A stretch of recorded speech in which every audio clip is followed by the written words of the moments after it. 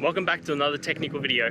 Today I'll be going through your question, answering it, and hoping finding that solution that you're looking for. Guys, remember to stay just a little bit crazy just like me and work through to that resolution. Now let's continue on.